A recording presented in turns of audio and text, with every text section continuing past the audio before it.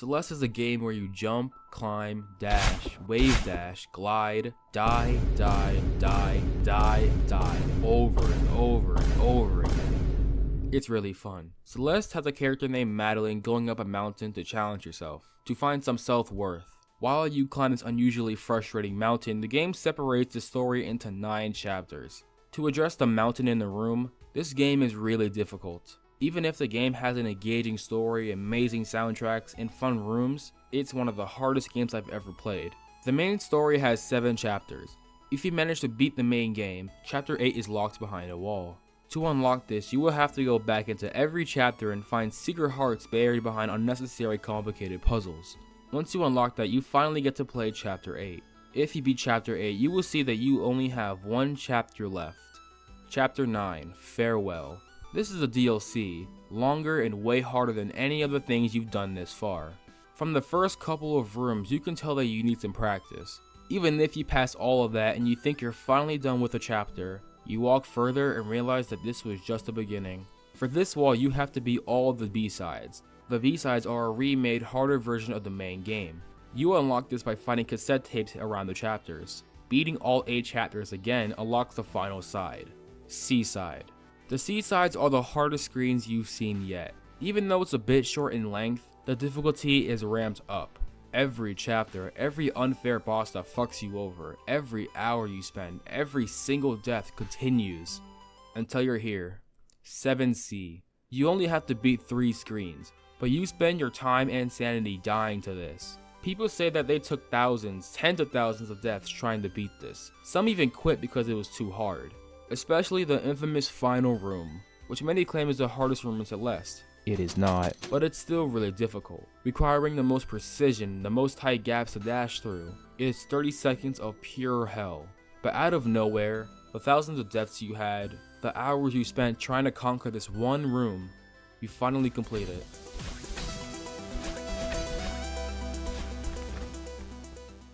The reason I made this video is the last thing you see before you get the heart. This old woman talks to Madeline many times throughout the game, each through different stages of her mental health. They grew such a relationship that Madeline calls her Granny. You see her and Granny says that it's hard to believe that it's over, isn't it? Funny how we get attached to the struggle. Promise that you'll take care of yourself, okay? After I dashed through the heart and shouted as loud as I could, I sat back down and realized that I haven't really thought about being attached or struggling like that. I've already finished the game, I've beaten the main story, and I didn't have to go through hours of deaths again just so I can play a DLC. Besides Celeste, I've played many games where I loved it despite the hours of struggling. I think Celeste has the best analogy of struggling and why we are so attached to it. Why do we struggle? We don't like to struggle, and if you do, jail's 5 minutes down the road. There's many answers to this, but a broad answer is to attain a certain goal. This certain goal has to challenge you in some type of way in order to achieve it. Video games have this idea in mind. Games have to convince you to go through potentially hours of your time to beat their game. Their main factor for this is the gameplay. If the goal is to beat the game or to get better at it, if the gameplay isn't enjoyable, no one will want to play it. For Celeste's case, it's very fun and challenging, even frustrating, but never unfair. Besides Super Meat Boy and N++, I haven't really gotten into any platformer games. Celeste was my first one back, and the game is surprisingly beginner friendly while still giving me some form of challenge. The chapters keep upping the difficulty with every room and you will fail a lot. A genius idea that some rage games have is to motivate you when you're struggling. In Cuphead, a guy in a well tells you how many times you've died in the game thus far. This may seem like a reason to taunt you, but many gamers who played it, including myself, got happy because we expected a way higher death count because the game is really hard. One of the first pieces of dialogue from Celeste is Madeline reassuring herself, but also you, the player, for what's about to come. In Farewell, the last room is infamous for being the hardest room in Celeste. Not because it has the hardest tech or the hardest gaps, you've already done that. The room is 2 minutes long with little room for error. This will definitely be the most time consuming room you will spend on. When you reach it, a character named Madeline tells you that this is the final room and assures her that she can do this. If you die a lot, which you will, she will come back and ask you, are you okay? Madeline will tell you that it feels impossible despite it being so close. Madeline again reassures her that they can do this no matter what. This game will give you reminders to not give up and will motivate you to keep going despite your frustration. After every chapter you beat, you see your death count rack up. The game expects you to look at this as all the struggling it took for you to beat it, not as a thing to be disappointed about. The game encourages you to explore hidden secrets, to see what will happen when you reach the peak of Celeste Mountain. The gameplay commits to this just fine, but the thing that pushes you further than the gameplay, the thing that makes you attached to the struggle, is the story. I love Celeste's story, but for a different reason. Now I love variety. I think art is at its best when you see different perspectives on the same thing. And while I was engaged with Madeline's development and a lot of people connected with her, I personally didn't because I don't have anxiety or depression. Her struggle, because that's the one thing that everyone shares in common with each other.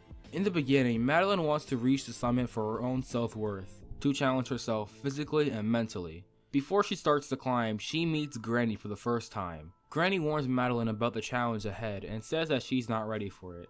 She brushes it off and almost dies immediately after. I think this is the first instance of the game telling you to have some patience because you are going to need it.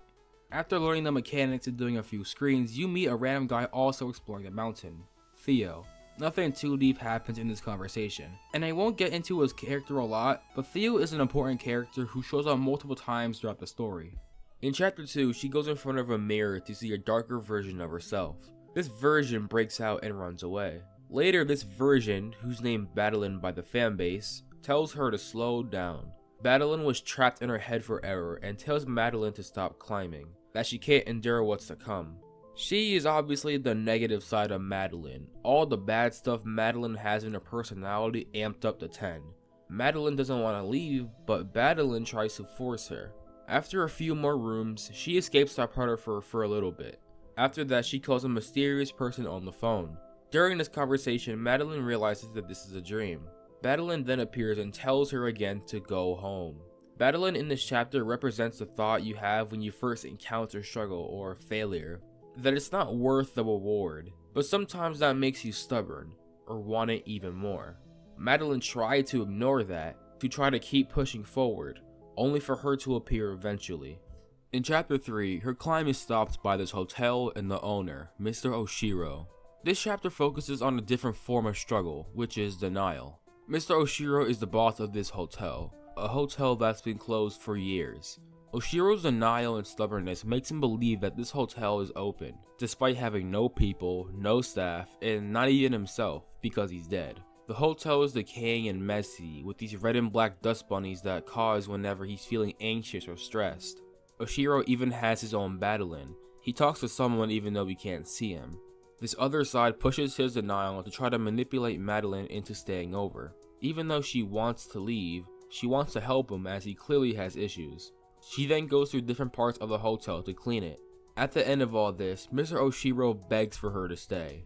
Madeline comes out the mirror and tells her to forget any problems this guy has and continue with your climb, although her execution is terrible. Despite Madeline being the negative side of her, she still is the same person. She still tries to keep Madeline's best interest in mind because she is her. Her first words was her being worried for each other because that's how a voice in her head would act like. She still has the same emotions as her, but has different views of how she should act. This triggers Mr. Oshiro's stress. His stress overcomes him, and he becomes a monster who attacks Madeline. This will be important later. The battle ends with Oshiro still in denial about his hotel. His denial ruined his mental state for himself and those around him. His line of work was so important to him that he saw nothing else to fill in the gaps. His internal conflict was slowly taking over until Madeline was the final nail in the coffin, taking over his body and eventually going back to the one thing he knows, his hotel. Madeline wasn't helping him for him, even though she did feel bad. She wanted to help because it will make herself feel good. And Madeline basically told her to stop trying and continue your climb, just like he wanted. Chapter 4 starts off with a change of pace from the claustrophobic hotel to a wider edge of the mountain. During this, you once again talk to Granny. Madeline expresses her frustration with Mr. Oshiro, and Granny says that he's a lost cause. This upsets Madeline, saying that maybe the mountain made both of them crazy. Granny says the mountain doesn't bring anything out that isn't already inside you. She also offers her a way back to her car. At this point, Madeline has made little progress and has been told by everyone that she should leave. Her struggle wasn't going anywhere useful. The developers then pass the struggle torch to the player because when you're already dying hundreds of times, they added wind that pushes the player back. For both Madeline and the player, the struggle really starts to set in. You can only move fast by using her dash. I see the wind pushing her back as the mountain telling its final warning to turn back if you don't want the truth about yourself. After this hellish chapter, you meet Theo on a gondola. This is the bridge between the test and the beginning of her actual struggle. The mountain now knows she's willing to do whatever it takes to get to the summit. The gondola breaks and stays still. Madeline then has a panic attack. Theo suggests for Madeline to think of feathers floating up and down to slow her breathing. After a while, she calms down and the gondola continues its descent. The gondola breaking and Madeline's panic attack represents when failure starts to happen. First, her own thoughts told her that she can't do this. She tries to run away from failure only to eventually be stuck with it. She struggled trying to help Mr. Oshiro and failed, was told again that she couldn't make it by Granny.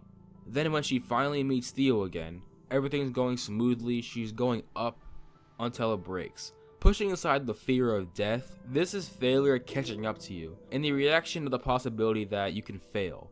Regardless, the gondola pushes forward. Your journey to a goal continues forward. Chapter 5. Chapter 5 is the first time Madeline and the player feels the feeling of misery. This chapter is the mountain showing Madeline and Theo the darkest parts of their mind, with both of them immediately being separated to deal with their thoughts alone.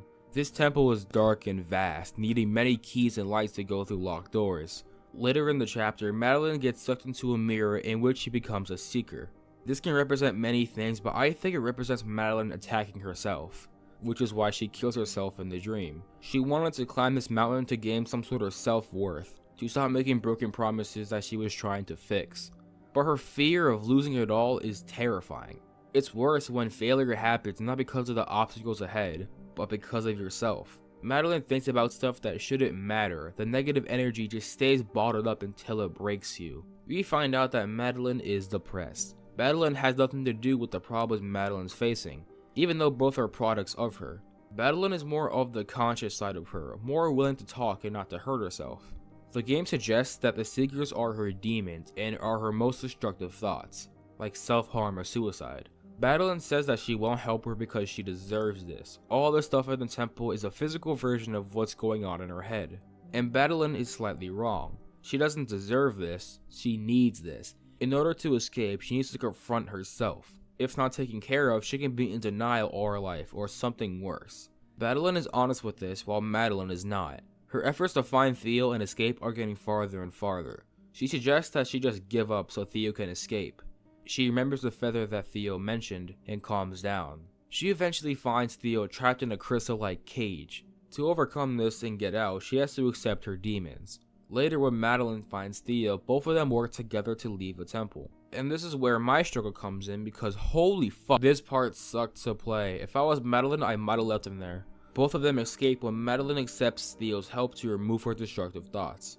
At the end, their bad thoughts are dying out, but they still want to keep them back, by blowing Madeline back and distorting the screen. After they both escape the temple, they finally rest. And Madeline has gotten closure with herself. Kinda. Madeline believes she has understood all of her problems and has a way to help her other half. A dream sequence follows and Madeline is now flying by a feather. She's feeling more free compared to the dark temple. She then talks to Madeline and says that she's letting her go, calling that side cruel, paranoid, and controlling. Madeline made a mistake with confronting herself. She doesn't see Madeline as a reflection, just all the parts she needs gone. She refuses to accept that Madeline isn't another person, it's herself. She's not above herself, nor can't function without her, failing to see her perspective and running away from her problems again. This causes Madeline to turn on her and push her down. All the way down to the bottom of the mountain. All the struggle, all the effort, even confronting her own demons didn't do anything. She's now at rock bottom. She failed. I remember how shocked I was when I was here. I was going crazy thinking that I would have to do chapters 1 through 5 again, while forgetting that I only have one chapter left. The first half of chapter 6 is interesting because I think the layout is a comparison to chapter 5's. Chapter 5's layout and gameplay was a visual representation of what was going on in Madeline's mind. The layout is like a maze with different pathways leading to different rooms. This temple is dark and full of secrets that will kill Madeline. In chapter 6, I think the layout was also supposed to be her mindset. She's deep into her mind, signifying how low she is in the mountain. Instead of the dark, it's bright and colorful. Because she got rid of the secrets in the previous chapter, those don't exist anymore. All the problems she's left to reconcile with is battling. In the mirror temple, battling and the secrets were there signifying her problems. And like I said, the layout is also the same. The first half of Reflection is an easier maze, and the second half is her struggling to solve her problems. Same goes for the mirror temple. Before, when her mind was a maze because of her dark thoughts, now she's confused because she thinks she had it all figured out. She had thought that separating battling from herself would make her a better person, but it didn't, and it made her journey seem worthless. She basically calls it quits midway. Oh yeah, Granny's here as well, using this elevator shaft. She teleports a lot, just get used to it. When she talks to Granny, she says that Battling was right, that she wasn't ready for this. Granny suggests asking Battling why she's scared. Madeline hasn't thought of talking to her that way. Battling being a part of her also takes her fear. Since they're the same and Battling's very honest about herself, she knows what the mountain is capable of. It doesn't think that they're ready for it. Also the huge factor that she could die. Madeline now wants to stop running away from her problems and accept it for what it is. To find her, she has to go deep within the mountain, following a purple and black visual. Madeline tries to apologize to her but is rejected because she doesn't trust her word. Then a long and heinous boss fight happens that takes so long.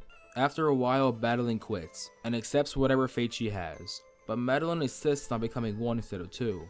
She finally accepts that this person who she hates is a part of her and will be a part of her forever. Now that both of them are working together, you both help each other by Madeline doing 2 dashes instead of 1. You meet with Theo and Granny again, and finally commit to fully climbing the summit.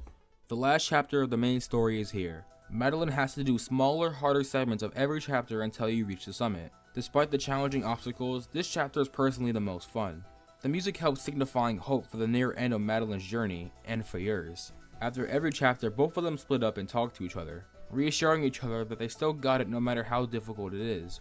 After beating the 6 chapters, you reach the final stretch, the final 30 checkpoints. This part is brutal and very difficult. Checkpoint after checkpoint, the rooms are getting harder, but you can feel that your journey will be worth it. You finish the final checkpoint. The music begins to fade as you reach the summit, the peak of Celeste Mountain.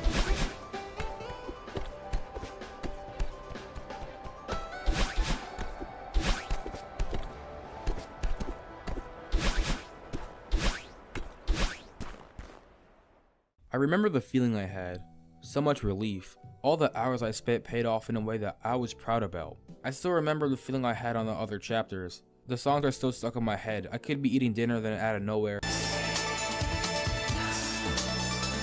That's it for Celeste's main story. The 8th and 9th chapter are optional, but you'll probably play it anyways. I beat both of them and I didn't know what to do, so I went after Monica's D-sides. Don't ever play this. I thought that it would be a fun mod one-upping myself in the original game, but I didn't know that this was a huge step from Farewell, and I needed more easier mods to get better. I still stuck it through all the way until 7D, the final chapter. That truly broke me. Out of all the raid games I played over the years, this one finally made me stop. This room in particular, I just couldn't beat it. To try to get better, I played an amazing mod called Strawberry Jam.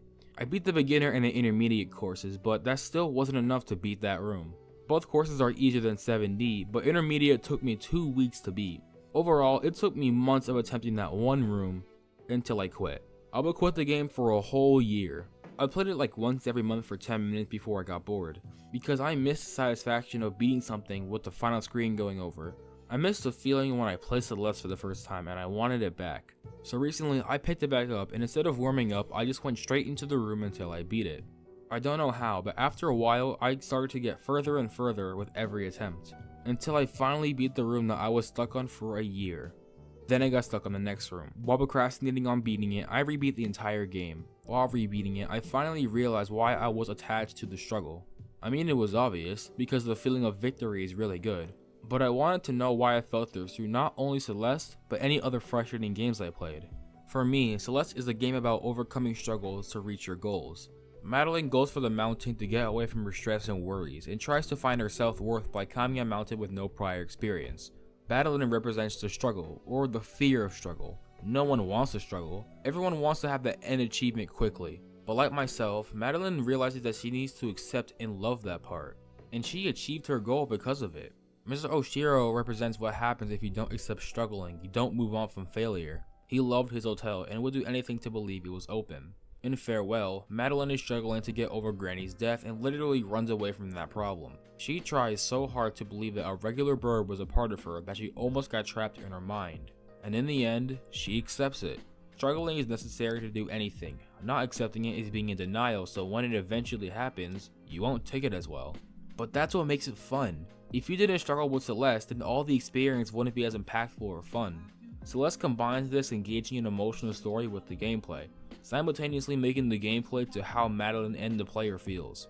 You feel like you're climbing Celeste Mountain with her, without all the deadly injuries. This type of immersion I think is only special to Celeste and no other game. Even games that I like haven't been able to replicate it. Struggling is its own art form. You don't go from point A to point B without a pothole in the road. Moral of the story: accept struggling for what it is and love it, or else you will struggle more to reach your goals, and maybe not even get them at all.